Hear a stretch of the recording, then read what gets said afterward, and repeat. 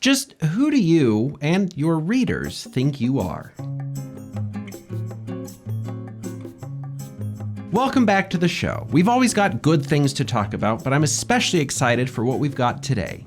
I don't really know that it makes sense to have a favorite scholar, at least not if you want to be cool anyway, but I can safely say that Wayne Booth has been one of the biggest influences on how I think about writing and rhetoric. So because of that, I wanted to revisit an idea we've talked about in the early days of the show, both to just kind of polish it up a little and also to talk about how my thinking has evolved since then. Of course, I'm talking about the rhetorical stance, an idea that Booth explained in a talk of the same name, and he starts by telling the story of one of his former students who had a habit of turning in terrible writing. Papers that Booth describes as pretentious, dull, and disorganized, and that's pretty rough. We all hope not to write stuff like that, and we definitely don't want to be caught on the reading end of something so miserable. But Booth wasn't just trashing a former student. He went on to say that one day his student had really disagreed with something Booth had taught. At the end of class, that student wanted to talk about it, but Booth had to rush off to another commitment, so he told his student to write out his argument and drop it off for Booth to read later. And in Booth's words, 5 hours later, I found in my faculty box a 4-page polemic, unpretentious, stimulating, organized, convincing. Here was a man who had taught freshman composition for several years and who was incapable of committing any of the more obvious errors that we think of as characteristic of bad writing. Yet he could not write a decent sentence, paragraph, or paper until his rhetorical problem was solved. Until, that is, he had found a definition of his audience, his argument, and his own proper tone of voice. With a clarified purpose, that student was able to deal with his subject matter more effectively and to engage his reader more thoughtfully.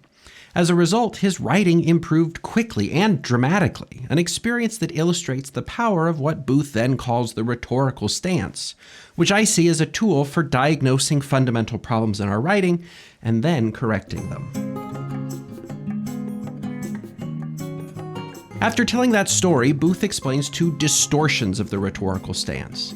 And as we think of stance, we could think of it as a relationship among a speaker or writer and their subject matter and audience. Since these relationships don't exist unless the speaker opens their mouth or the writer starts putting words down, the writer gets to decide how the relationship develops. That is, we can understand our speaker as determining the nature of the relationship by how they orient themselves toward the audience and subject matter.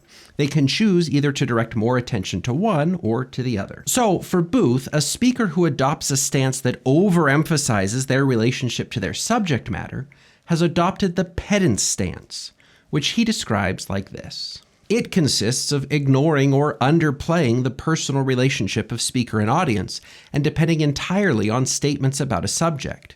That is, the notion of a job to be done for a particular audience is left out. The writer, who assumes that it is enough merely to write an exposition of what he happens to know on the subject, will produce the kind of essay that soils our scholarly journals, written not for readers, but for bibliographies. In other words, with the pedant stance, the only thing that really matters is factual accuracy and completeness, and such a writer will pay no attention to the audience or their needs. So, looking for examples of the pedant stance, you might imagine, for example, a science communicator who reads a scientific paper in an unbiased monotone, a professor who just reads from the same 20-year-old lecture notes at every class, or a preacher who is more committed to Greek etymology than to strengthening a congregant's belief. Of course, it wouldn't be unfair to call someone in the pedant stance a pedant, and it's not terribly fun to spend time with pedants. If you're in a pedant's audience, you might feel ignored or talked down to, and the pedant might complain that their audience is put off because they're too stupid to understand, too fragile to be in a room with a superior intellect, or too simple to learn anything without embarrassing amounts of emotional support and coddling. Ironically, the pedant might see themselves as a devotee of truth and reality, while also ignoring the reality that humans are more than biological computers implanted into autonomous chemical reactors. But then, swing your stance to the other extreme and you get the advertiser's stance, which, Booth says, comes from undervaluing the subject and overvaluing pure effect, how to win friends and influence people. Of course, we could think of the mini advertisers who will say whatever it takes to win you over and close the deal, but the advertiser stance also shows up in other ways. Maybe like the science communicator who blows things up or pours liquid nitrogen on things but never really explains how the demonstrations work. Or the language teacher who plays popular movies with subtitles but doesn't actually teach verb conjugation. Or the preacher who never quotes the Bible but always brings the donuts. These advertisers are fully committed to winning the audience's goodwill, and as a result, they kind of have no loyalty to truth or knowledge. They might, as a result, seem inconsistent or unprincipled, but you kind of gotta hand it to them. They do know how to have a good time. So the advertiser might complain that people need to lighten or maybe loosen up. They do such a good job of getting an audience to pay attention, but ironically then, they have nothing of substance to say. As much as the congregants like those donuts, it turns out that they might be looking for something a little more than just that. Which brings us finally to the rhetorical stance, which, as Booth explains, balance itself is always harder to describe than the clumsy poses that result when it is destroyed. But we all experience the balance whenever we find an author who succeeds in changing our minds. He can do so only if he knows more about the subject than we do, and if he then engages us in the process of thinking and feeling it through. And such a balanced stance can be observed in the science communicator who shows us their crazy invention and then explains the underlying physics, or the teacher who instills knowledge of the legal process through an engaging mock trial, or even the preacher who teaches and uplifts a congregation in equal measure. A true rhetor will be committed to delivering substantive knowledge and will also balance the delivery of that knowledge with an effort to get the audience willingly engaged or invested in that substantive message. Often people, usually pedants, fail to distinguish advertisers and rhetors, mistaking an effort to engage an audience as an abandonment of truth, as if getting someone excited about science were somehow a betrayal of science. But despite pedantic assertions to the contrary, the rhetorical and advertiser stances are not the same. And the most effective communication will balance loyalty to the substantive content and attention to the audience. This is what Booth's student managed to do once he found a real purpose for his writing. And as soon as he found an argument he really wanted to make, that purpose helped him to go from writing dull, pretentious, and disorganized things to writing something as substantive as it was engaging. Now, as much as I like Booth's framework, these three stances are obviously pretty limited.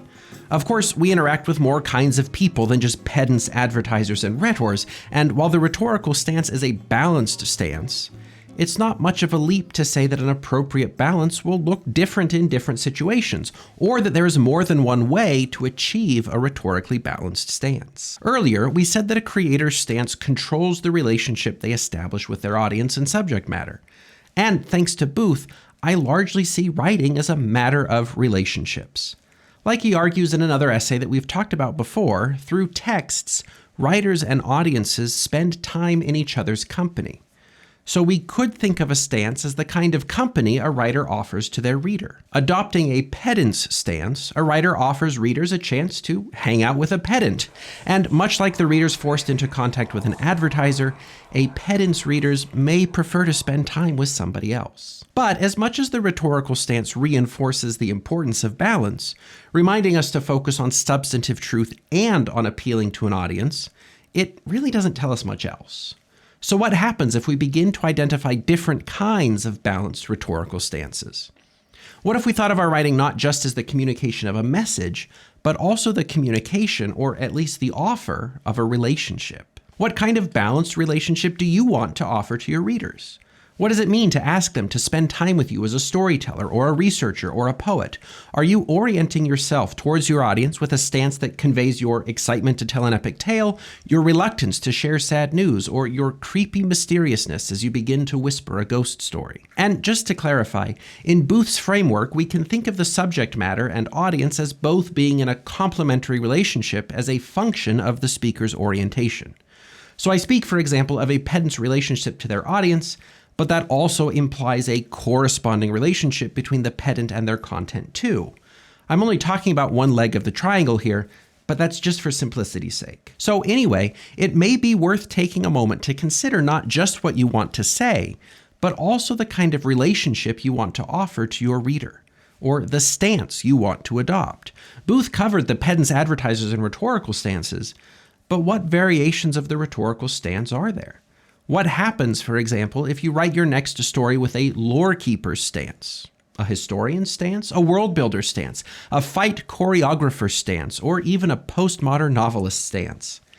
You could tell the same story with each stance, but the nature of that story and the character of your relationship with your reader and the content of the story will be different in each case. And then you may find that one stance or another feels more authentic to you, or that one suits a given purpose better than another.